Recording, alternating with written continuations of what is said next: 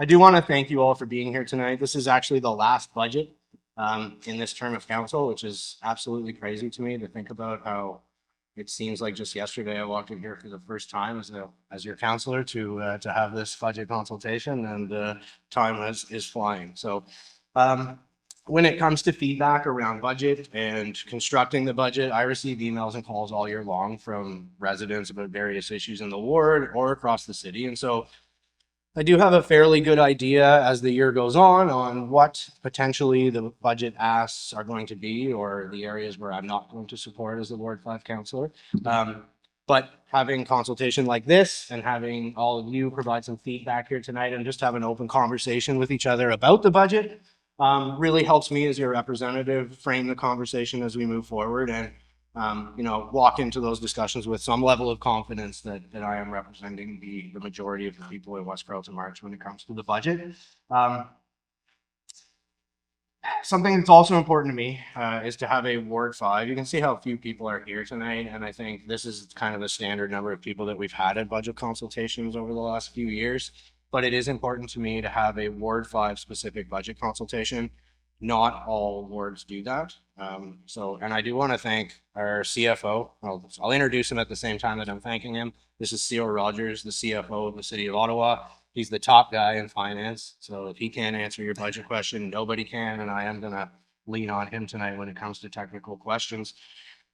He's come every single year to Ward 5 for the budget consultation. So that's something I'm really happy about. And I do appreciate you making time to come out here, Cyril, especially during a big committee meeting. So welcome to West Carleton. He also comes from a very rural community in Newfoundland. So he does understand rural life. And that's another feather in his cap as far as I'm concerned, as being the CFO of the City of Ottawa. And this year I did start getting feedback from the community much earlier, and I'd like to acknowledge Ken Holmes. Ken is a guy who comes and meets with me at least every 2 weeks and is constantly providing feedback to the Ward 5 office, and did make a suggestion that this year I do a survey ahead of time. And I have to say that's been most helpful. So we've gotten over 250 responses from the survey since the last couple of months or whenever it was put out.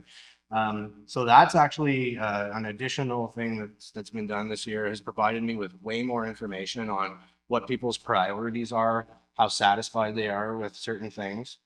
And on that note, I was pleasantly surprised to see that on a scale of 1 to 10, 10 being the most satisfied with the city services, that 51% of people who responded indicated that they were somewhere between satisfied, very satisfied at 1, or moderately satisfied at 5. So that actually was a pleasant surprise to me. Obviously, there's lots of room for improvement and for growth at the City of Ottawa when it comes to how it approaches rural issues. And that is something that myself and my rural colleagues are mostly focused on. When it comes to budget direction and tax increase, I was also not surprised to see that almost 40% of residents in Ward 5 are opposed to any tax increase at all. But a combined 54% of residents are supportive of an increase generally, or if it goes to a priority of Ward 5. And when it came to top priorities, the clear winner of the top priority was no surprise.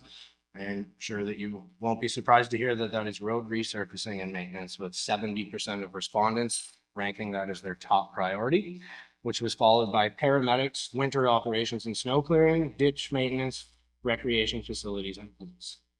This matches the things that I have been talking about and advocating thus far in the term. Many of you will have heard me speak about my family's experience with level 0. That's when there are no ambulances available in the City of Ottawa. And the fact that improving paramedic response times in rural Ottawa was one of the main motivations for me to put my name on the ballot. I am happy to be able to say that this is something I've been working on all term and have begun to see an improvement in response times in rural areas. Although it is a modest improvement in response times in terms of the timing, we do anticipate that the next annual report will show a greater improvement in that service delivery. And anecdotally, what I can tell you is that I've received 0 calls or emails that I can remember over the last year about paramedic response times in West Carleton. And I would say more often than not, I look out that window in the back, there is an ambulance sitting in that bay or a paramedic sitting. So we do have paramedics responding from West Carleton. Last year, council directed staff to hire an additional 23 full-time equivalents and another 23 through this budget. So that, along with the notable increase in road maintenance, will be key things that I'm looking for in this draft budget. When residents were asked about areas where they would like to see less funding, or at least not a priority, libraries, affordable housing, bylaw services, business growth, and economic development came in as the top non-priorities for West Carleton. The survey also came back with a ton of comments that my office is compiling and that I will be able to use as I move into the final conversation and debate on the 2026 budget. I want to thank the staff who are here tonight. My apologies to Katie from Business Support Services, here to take notes to make sure all of your feedback is recorded, and we are recording the meeting as well. And I want to sincerely thank all of you for taking the time to adding your voice to this conversation.